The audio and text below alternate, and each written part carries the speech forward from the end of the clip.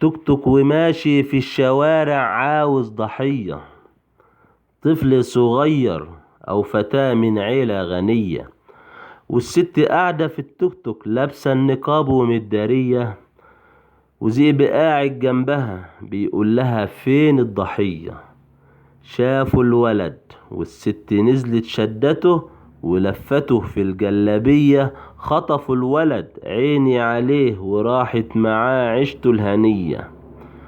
والأم تسأل الجيران ابني يا ناس مرجعش بيتنا من عشية، والناس تدور في الشوارع راح الولد خطفوه عصابة مفترية.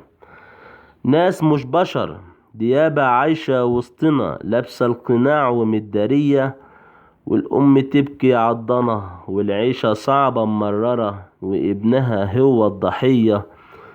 والأب داير في الشوارع ليله ونهاره ويقول ده ابني كان عينيا، كنت اما اشوفه بيلعب قصادي اقول في نفسي امتى يكبر ويشيل عني شوية، واحلم بحلم يطلع كابوس لما الولد ضاع من ايديا. خطفوك يا ابني كان ذنبك ايه؟ مين السبب في القضية؟ هي القضية خطف الولاد ولا تجارة في البشر لناس غنية؟ طب اعمل ايه لما ولادي يسألوا اخونا فين، عاوزين نشوفه ولو شوية؟ اعمل بلاغ ويفيد بايه؟ عايش يا ابني ولا باعوك بفلوس هفية؟ ارفع ايديا للسما وادعي لربي يحفظك ويرجعك لحضن امك وينتقم من الناس المفترية.